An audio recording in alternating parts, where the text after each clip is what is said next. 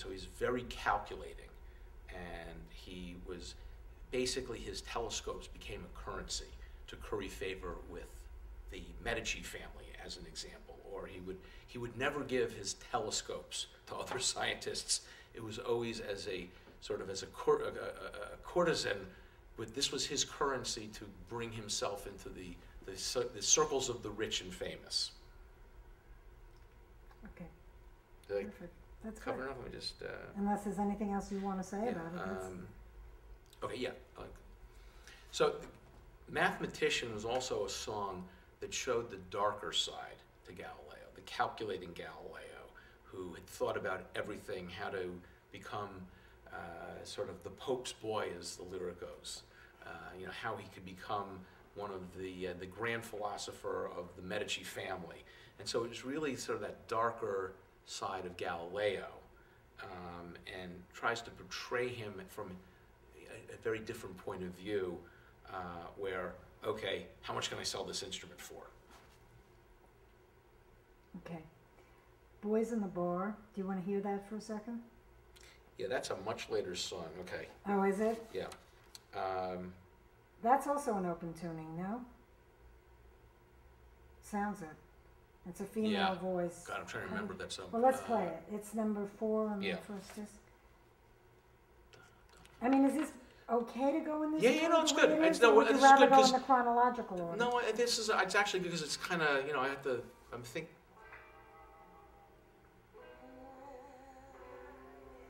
It is open G.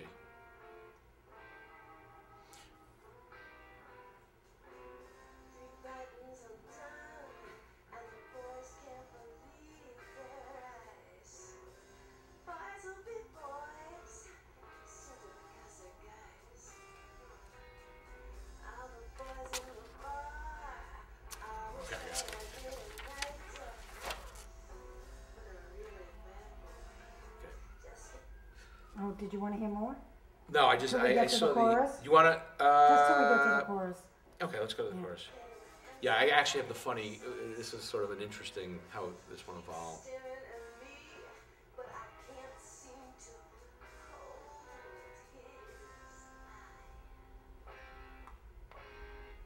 Open G. So Stonesy right there.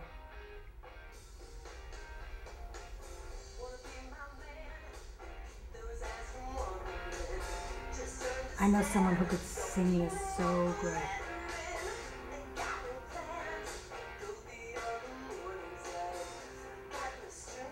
Okay? Okay. Okay. Okay. Tell me, first of all, what this song is about. Okay. Boys in the Bar is one of the, I think there's only 3 songs that really were written for a female vocal. And this is really the story of Galileo's concubine, or his mistress, Maria Gamba, who was a hot-blooded barmaid, is the way I try and describe it. And this is about Galileo, who loved to hit the pubs, so to speak, loved to sort of hold court and drink wine and beer. He actually loved wine, has some great quotes about wine. But this is sort of that, how Galileo is sort of meeting Maria Gamba, and she's trying to get his attention, and he's playing a little bit of hard to get. But I remember in writing the song, this was an interesting one, because when we came up with the chorus, it was originally a rock, rock, rock, rock, and roll me tonight. And so it was kind of that takeoff of, you know, rock and roll kind of being woven in. When Joe heard it, he said, no, man, you got to add a 5th rock. So it ended up being rock, rock, rock, rock, rock, and roll me tonight. So that's the kind of collaboration we have. But this one, the intro, I remember writing that, and it's kind of spoken and telling the story of, you know, she's sitting there trying to be the sultry barmaid catching his attention, and Galileo sort of had wandering eyes. And so the idea of, you know, behave or you're going to be on your own was sort of the whole dynamic of this song.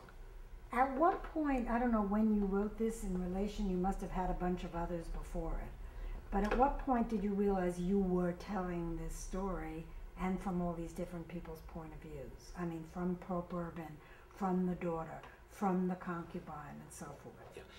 Well, Boys in the Bar was actually one of the last songs to be done, and because it wasn't a linear process, and I realized that there are really two main female characters in Galileo's life. People sort of focus, there's a famous book by Davis Sobel called Galileo's Daughter. So there's a song, or a couple of songs that really focus on Maria Celeste, who's Galileo's daughter, who had written a series of letters that got turned into this famous book. But it seemed as though we needed to bring in other points of view and other characters. Maria Gamba doesn't get as much coverage in the traditional books, but I thought she was a fascinating character. And the idea that Galileo, she actually ended up marrying someone with Galileo's permission, actually a lens maker.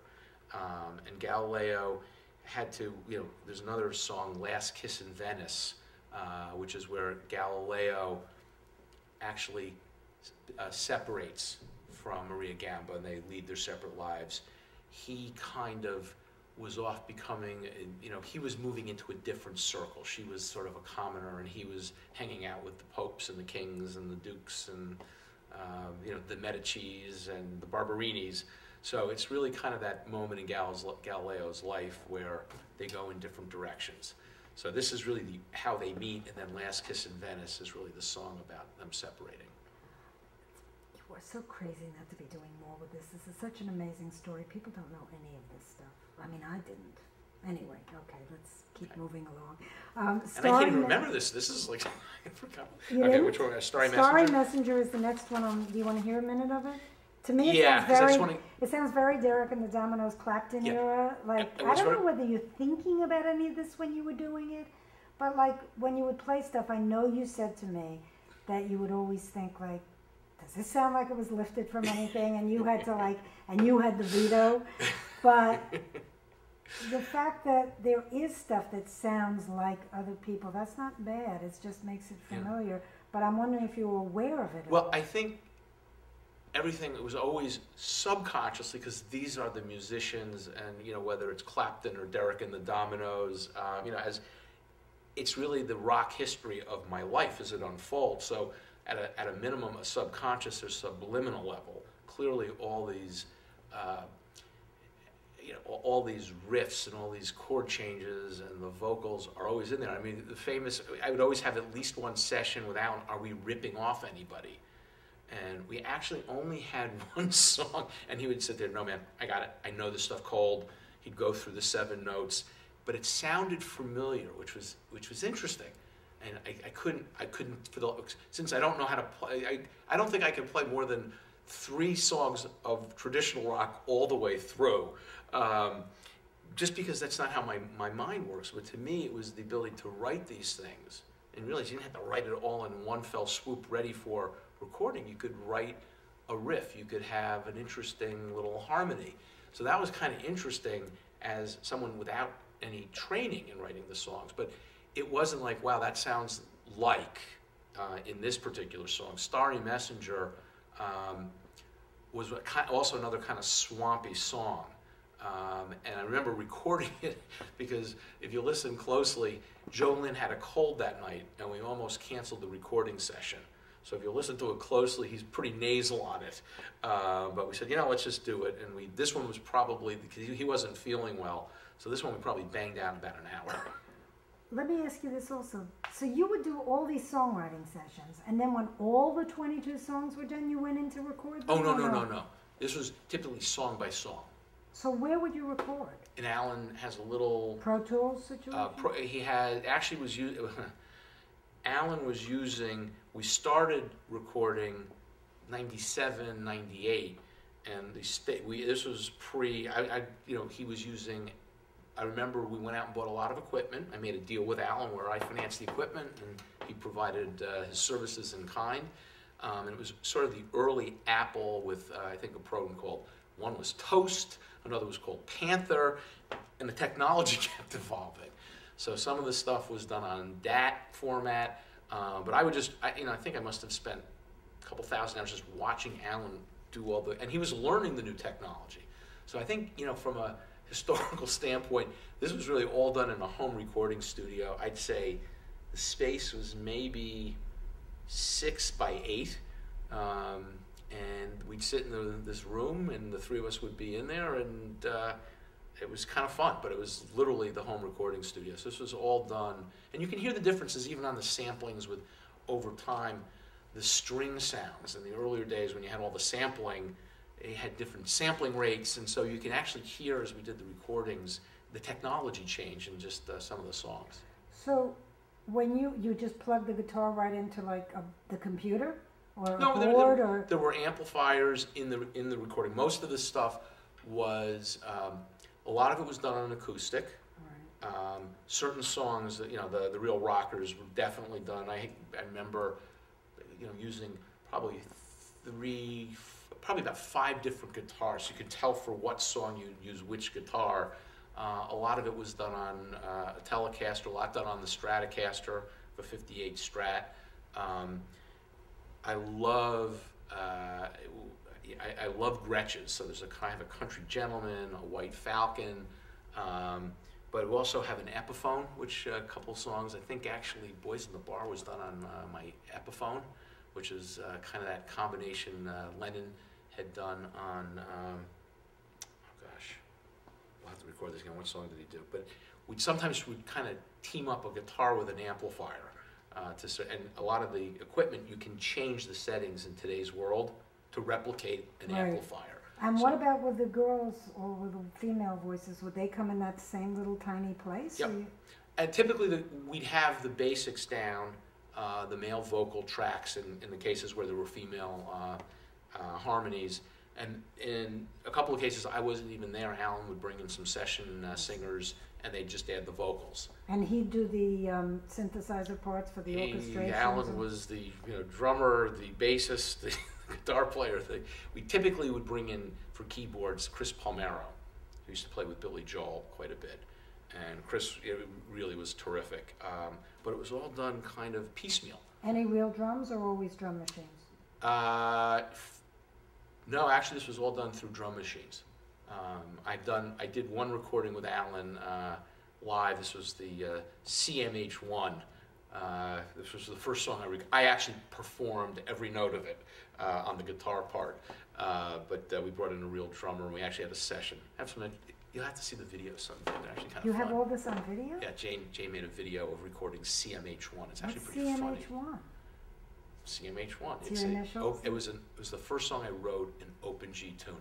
But not for this? Not for this. Oh, okay. We may, at some point, it could be pulled in, but you'll hear it someday. Does it have lyrics? No, it's a total straight... Instrumental? Total straight instrumental. You know what else would be good, I think? I know this is crazy, but for guitar nuts, I think you should photograph all the guitars, and I think we should another time go through these and talk about the equipment that was used. Which, and the yeah, so that Beatle thing, AC30, the Epiphone. I'm telling you, people are insane about that stuff, especially guitar collectors, you know. Yeah. All right, let's get back. That we'll have to do with Alan. I mean, Alan will... If we can find them. Huh? If we can find them. It's very funny. I mean, I'll tell you one little anecdote about the music writing. Couple little things that were interesting. There were so many ideas that came in, like these little packets of inspiration, that I'd rush downtown and say, okay, here it is. I'll never remember this. And he said, okay, so I'd play it. He would record it, so we'd have it down, and then we'd work on it together, and typically he would do the final recording, because I learned the project would take 40 years if I wanted to play guitar. That was always the test of sort of guitar macho. We call it the one-take contest. How many takes would it take to really nail it? But I remember I said, Alan, one of the things, just the way my brain is wired, I have no memory for music, so if I don't get it out now, I won't remember this. And I remember Joe Lynn, we were talking about this, because these ideas, kind of like little motifs that come and go. Joe Lynn has this little tape recorder, and he taught me, he said, you have to have this thing running every time you sit down. You will never know what you remember, what you don't remember. He said, you get an idea, you're playing something at 2 o'clock in the morning, and you don't record it. The next morning you wake up, and it'll be gone, and sure enough. So I have a lot of my tapes with all these little sessions, and you know, I announce, okay, it's 2 a.m. and here I am on the you know, on the Strat playing, and it doesn't sound great, but that was the core material. But I'd always bring that down because otherwise I'd forget this stuff.